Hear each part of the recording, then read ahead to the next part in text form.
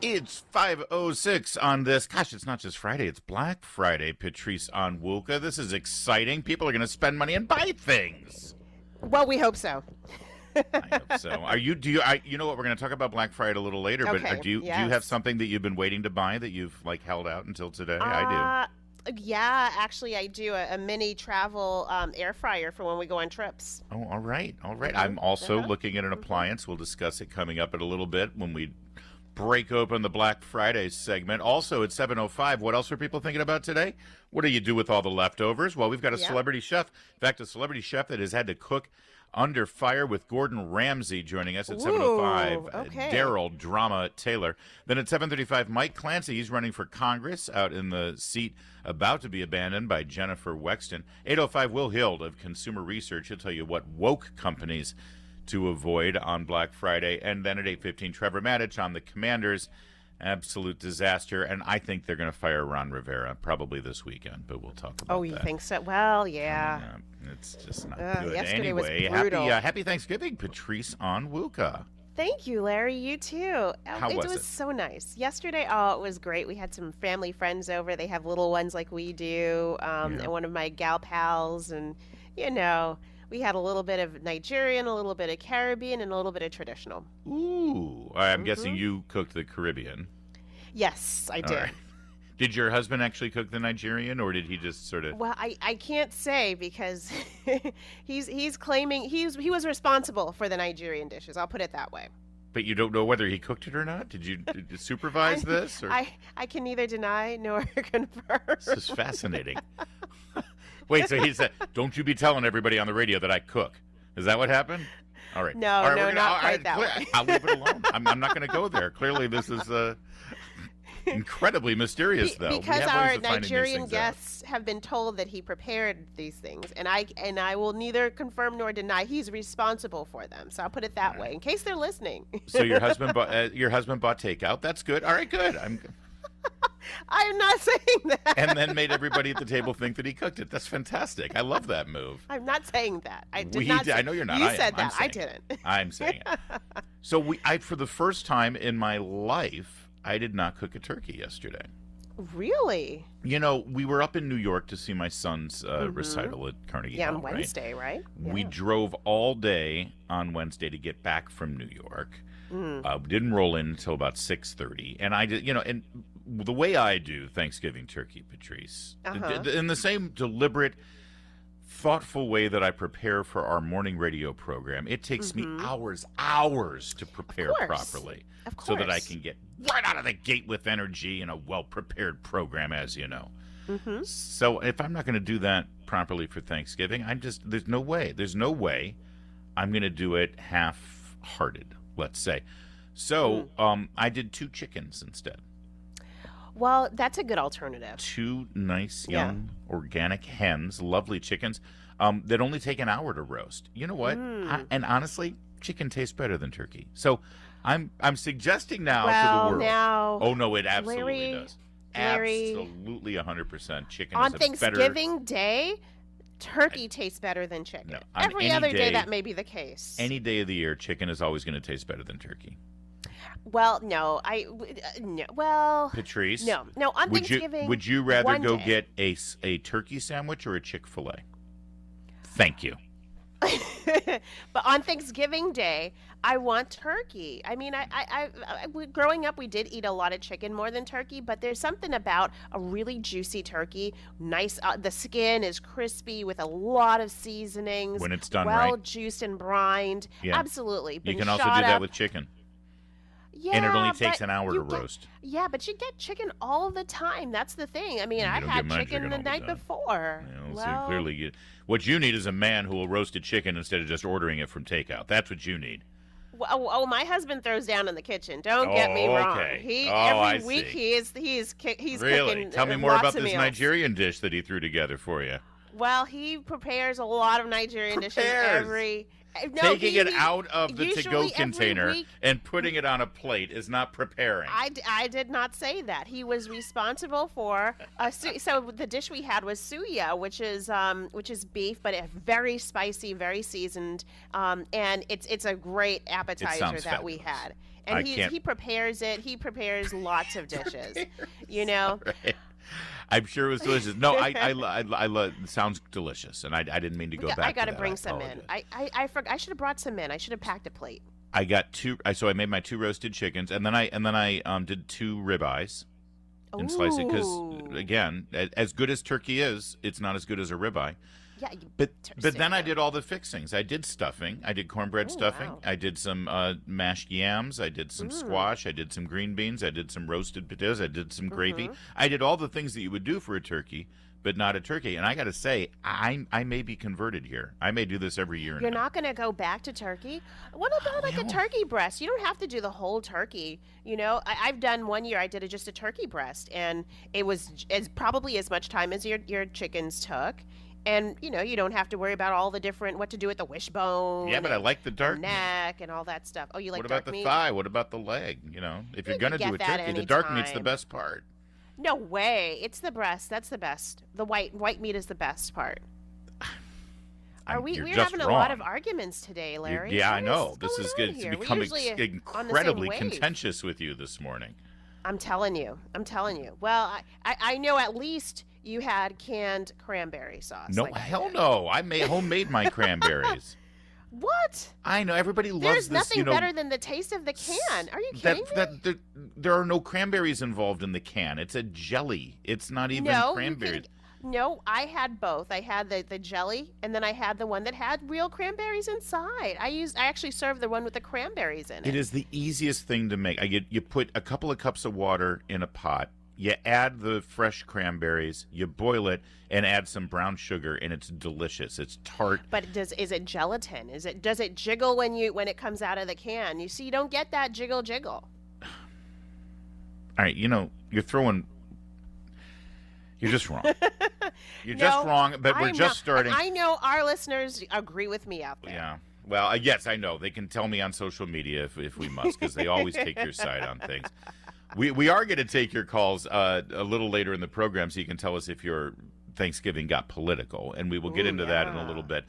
In the meantime, did you take a picture of your Thanksgiving spread? You know, I didn't. I forgot to do that. What? Patrice, you put your entire life on social media. Are you kidding me? Well, I was cooking, preparing for our guests, watching the kids, like making sure they got their nap before the guests came. I'm like, it's a lot going on. Right. Well, I put mine out on social media. I'll pin it at the top of my Twitter feed, and maybe we'll throw it out there on WMAL as well, so you can take a look at our Thanksgiving spread. You'll just have to imagine what Patrice's looks like. I'm guessing she didn't take a picture because she didn't want everyone to see the styrofoam container that her husband There were presented. No styrofoam containers, thank you very much. They're Suyu on. Suya? Suya, S-U-Y-A. I actually wish I had taken a picture because I did spend a lot of time on my table decor. I put out the fine china, I did the napkins. I did it. I really went out for my guests this year. All right, we will take a look. Meanwhile, Julie Gunlock, our pal and co-host Julie Gunlock, she had her Thanksgiving dinner at a pub in Ireland, and it looked beautiful. And she sent me a picture of it, and I was like, "Did they serve you roast beef for Thanksgiving?" She said, "No, that's turkey with beef gravy." They tried. Ooh, but and that sounds pretty damn good, actually. That would juice up the turkey as well. Oh, for sure. We will get into that. But in the meantime, yesterday, President Biden gave us a message for national unity. We want you to hear all about it. While at the same time, of course, he was calling you a MAGA extremist fascist. We'll get into all that in a moment. Yes, we can play Christmas music now, by the way. I got the notice from Sean Spicer. You know, Sean Spicer is a bit of a Grinch. He's not a big fan of the birth of the baby Jesus.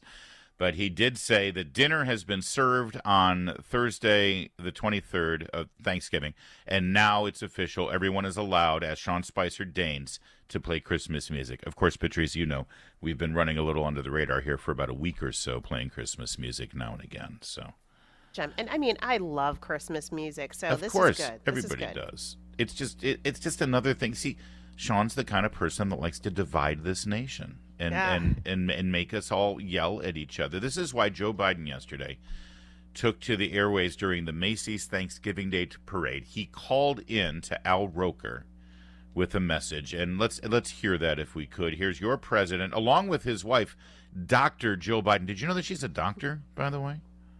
In her head, yeah.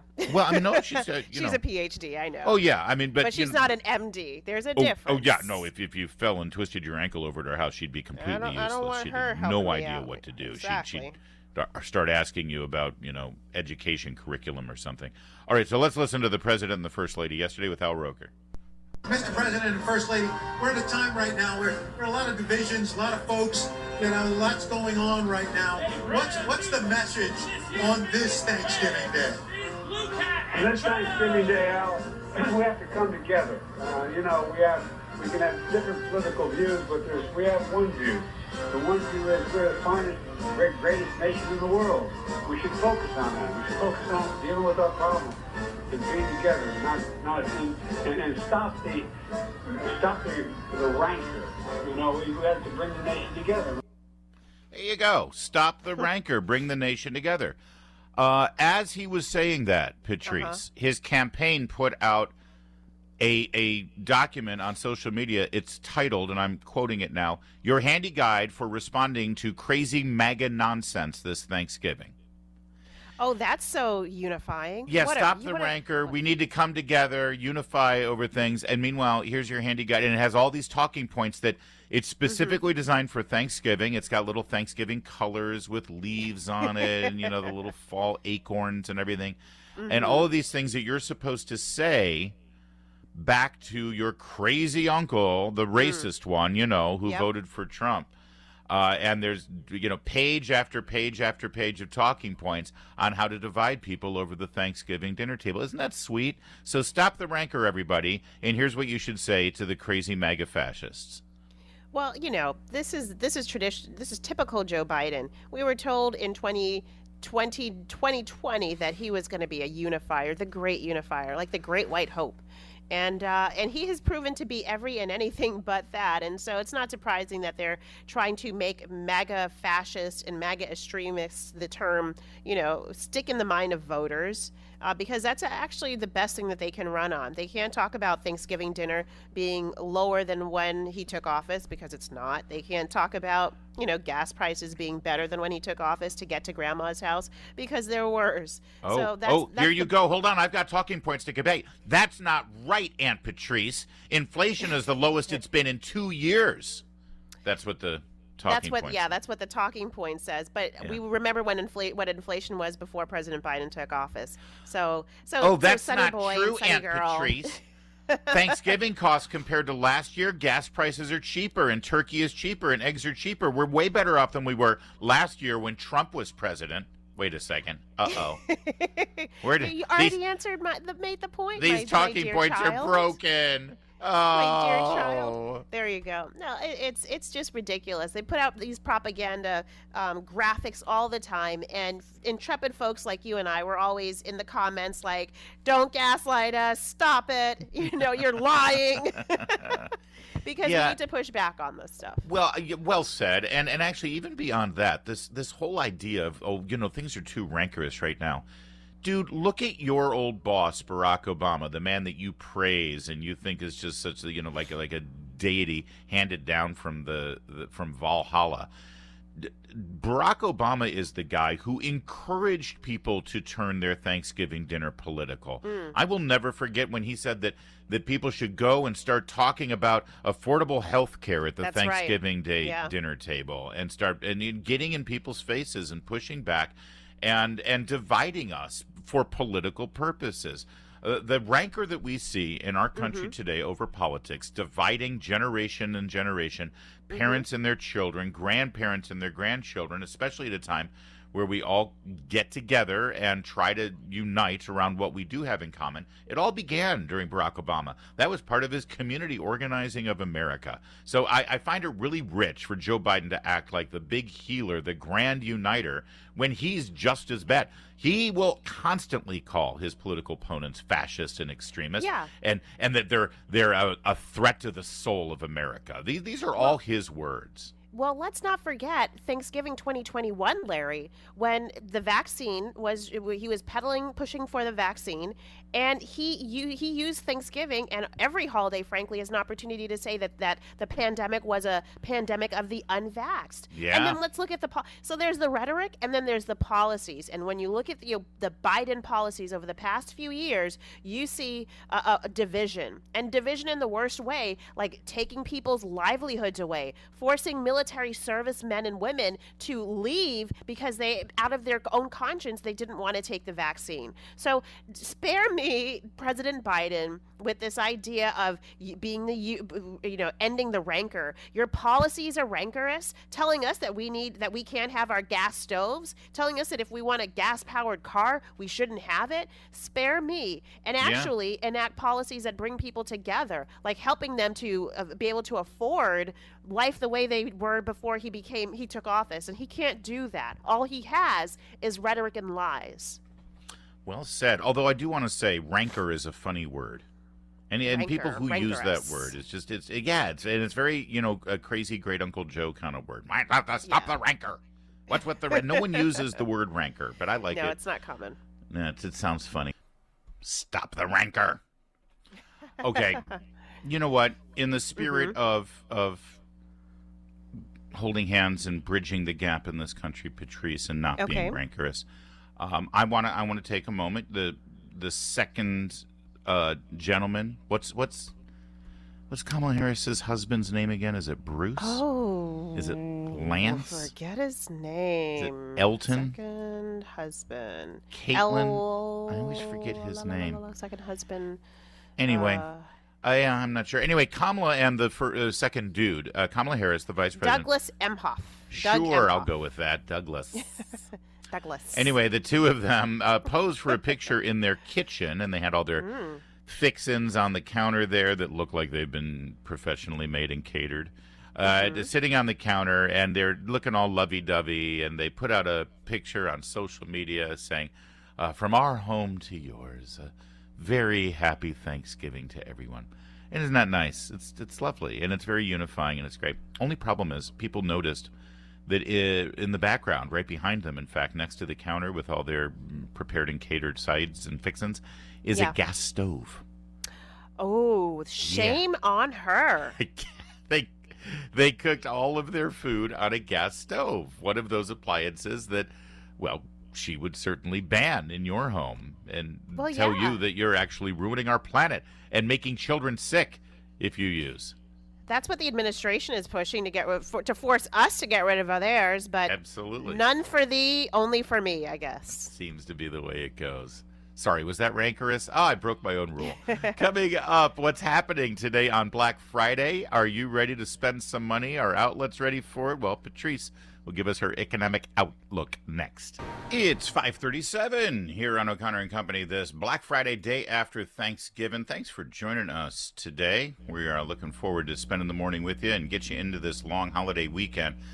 Coming up later in the program, at 7:05, we're going to speak with celebrity chef Daryl Drama Taylor. Find out what to do with those Thanksgiving leftovers you're sitting on right now. 7:35, Mike Clancy running for the 10th Congressional District Republican nomination. 8:05, Will Hild, consumer research about which woke companies to avoid today. And then at 8:15, Trevor Maddich on the Commanders' disaster yesterday in Dallas. That's all coming up. It's Larry O'Connor alongside Patrice Onwuka. Hey, Larry, I'm getting my thumbs and my fingers ready for Black Friday shopping. Can you see this? You're doing it all on your device?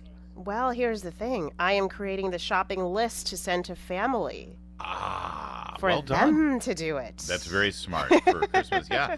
Well, listen. Either way, there's going to be a lot of shopping going on. We've waited to purchase a major appliance for today to see what kind of deals we get. But are we the outlier here?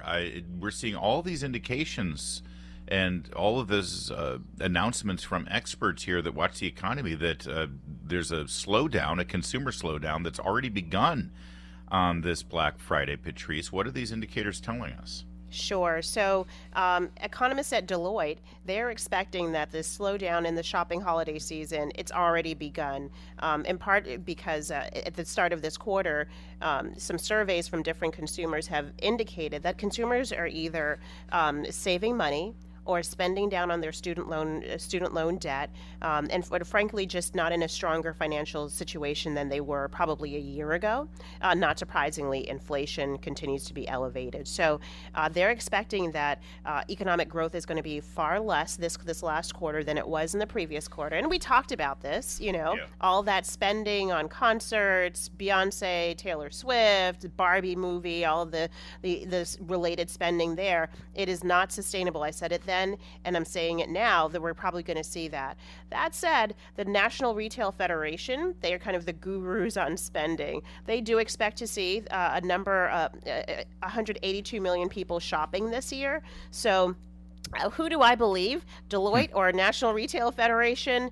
We'll have to see. I think the NRF, the National Retail Federation, they're making predictions just based on the number of people who are going to spend online, whereas the Deloitte folks, they definitely are looking at a number of other factors I didn't get into. I didn't want to be too wonky today. But that's fine. I do kind of think that people will be measured in their holiday spending this year. Well, and one other problem with this, so-called robust consumer spending that we've had, and there has been, and listen, a lot of money's been spent, as you said, mostly on events and things, and then GDP grew at 4.9% in the last quarter, but most people are doing all that spending on their credit card.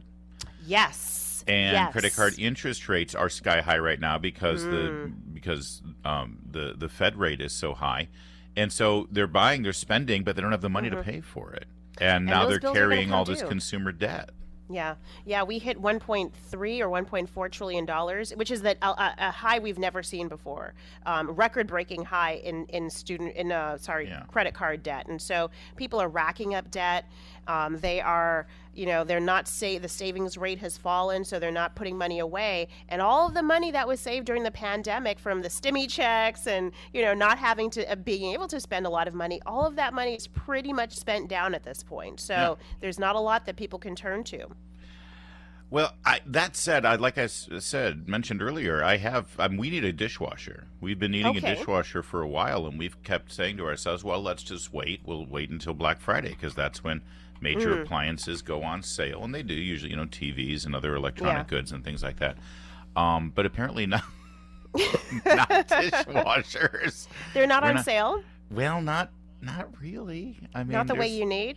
So it was interesting. There's one that I'm eyeing at Sam's Club that I've been courting it for a while now, and they claim they've got a $300 off. But we had this segment on Wednesday talking about this earlier in the week, where a lot of these things are saying, "Oh, it's $300 off," but if you actually track the price over the course of the last month, it isn't actually $300 off. This has been the price for months on end. They kept it down, and now they're just claiming that yes, it is lower than the manufacturer's suggested retail, but it's been this way. You didn't have to wait till today to get it, To do it.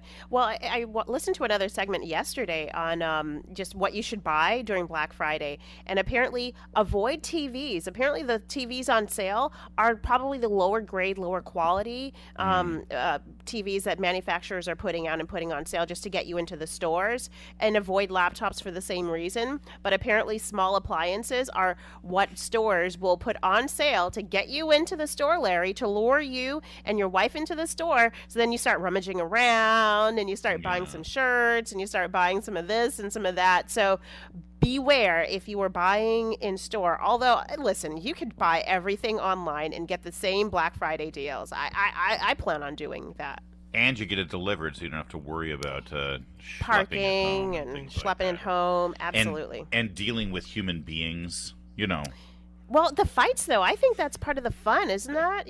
Like wrestling Granny for a TV. No? Do they still do that? It seems like they're trying to dissuade people from doing that. It ended up having a reverse effect by seeing all of that. Well, you remember in the 80s, the Cabbage Patch Wars? Oh, I saw a photo of it where people were like crowds are climbing over each other to get Cabbage Patch Kids. I've read it in a history book. Of course, I don't remember such things. If I remember it, Larry, how do you forget? How did you forget it? I'm a big drinker. all of my alcohol consumption. Well, we'll see. I could have a new dishwasher by the end of the weekend, theoretically. Okay.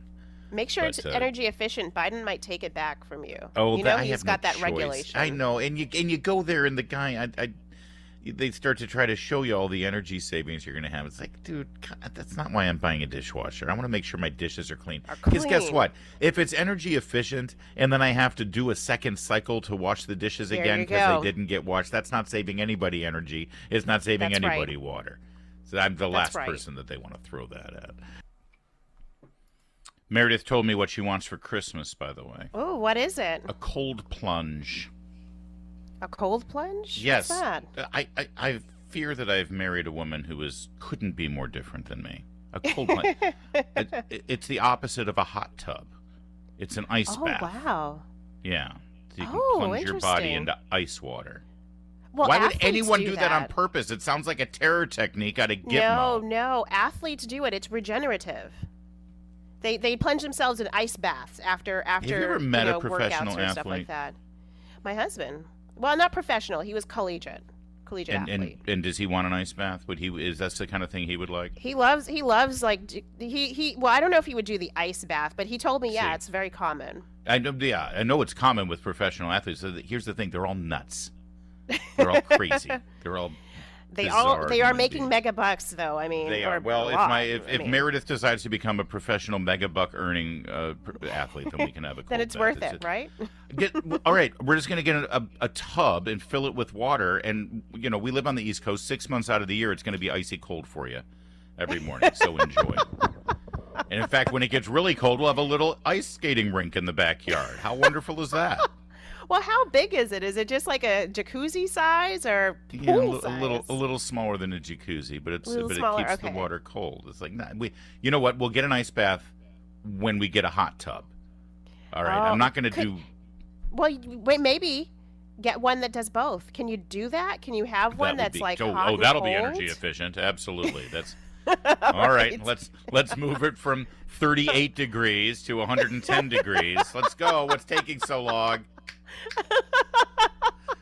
It's 5:48. All right, we're having too much fun. let's just. I'm in this consumer frenzy mood, so I'm thinking about all these things that we're not going to buy it. We're not going to buy that. Also, it's cheaper to get a hot tub, and much more relaxing. If we're going to get anything, we're getting a hot tub, not a cold tub. All right. This bizarre story from Wednesday on the Canadian border. You saw this. Yes. What was called? Do we have the report on this? Or here, I think I've got one here. This is how Fox was first describing it, and they weren't the only ones. They had, they believed that this was a terror attack. Yeah. The explosion was an attempted terrorist attack.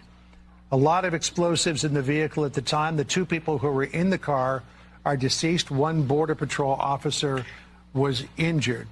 Driving from the U.S. apparently to Canada, and we're trying to drive toward the CBP building. So all bridges in the area have been closed.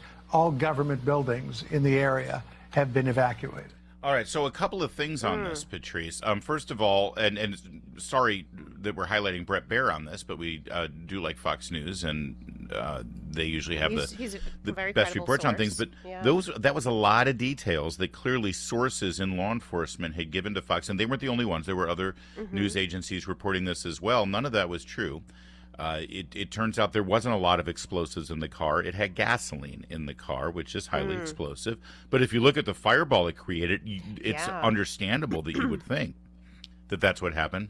Yes. Instead, it was a couple angry that a Kiss concert in Buffalo had been canceled, and they were driving back to Canada in a Bentley. Oh, wow. And they went airborne right in front of the gate, and the car exploded, and the two of them died. It was not a terrorist attack. But the speculation was rampant all across cable news. They would, this was a terror attack on a border crossing, then clearly it was some right-wing extremist who's against open borders. And, of course, no evidence of any of that, but they were saying it. There were also people who were claiming that it was linked to the Israel-Palestine conflict. Well, that's right where now. your mind went right away, because I think we've been on alert hearing from the federal government Sure. that there could be attacks here in the United States. My mind went there when I saw that. No story. evidence of that either. It just none, but that didn't stop anybody from speculating about it. Yeah. Of course. Yeah. I was ready. I mean, I took yesterday off. Andrew Langer, by the way, I forgot to thank Andrew Langer for coming in on a Yeah. holiday and filling in for me. He did great. Very kind of him to do that. But I let, our program director, Bill Hess, and Heather Hunter, our executive producer, know, listen, this is a terror attack.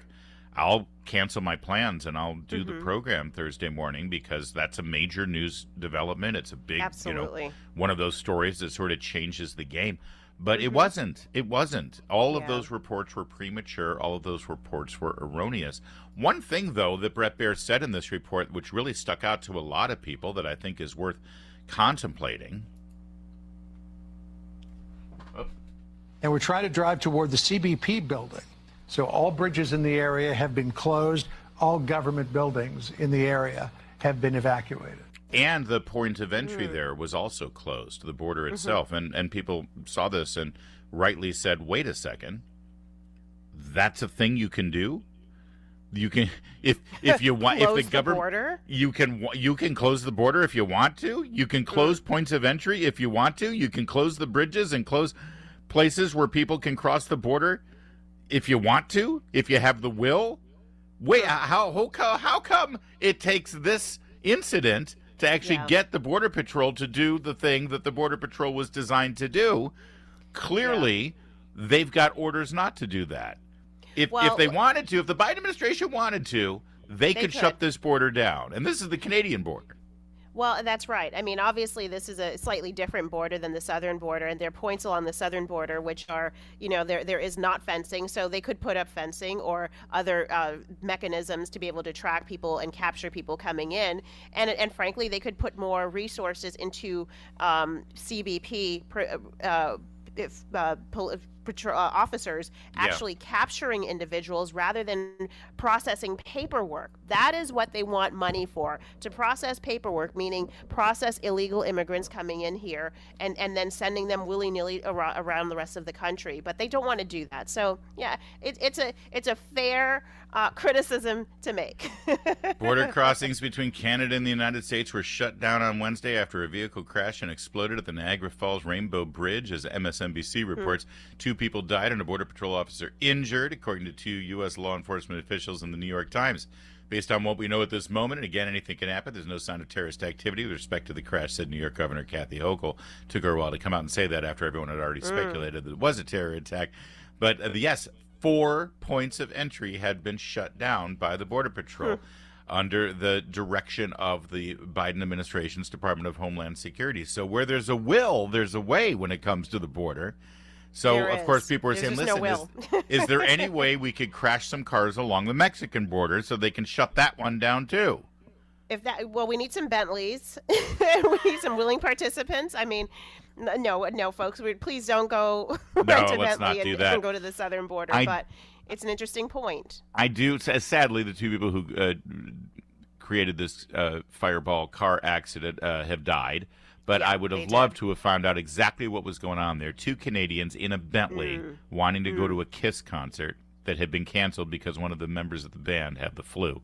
And so, of course, they drove their Bentley over 100 miles an hour at the border crossing. Went airborne, looked like a Dukes of Hazzard moment there, and then crashed in a fireball. And I'm trying to see if we have their names. I don't think we have their names have been released. It's a fascinating phenomenon there. Those Canadians, say what you will, they don't know much about hockey, but they do like their KISS concerts.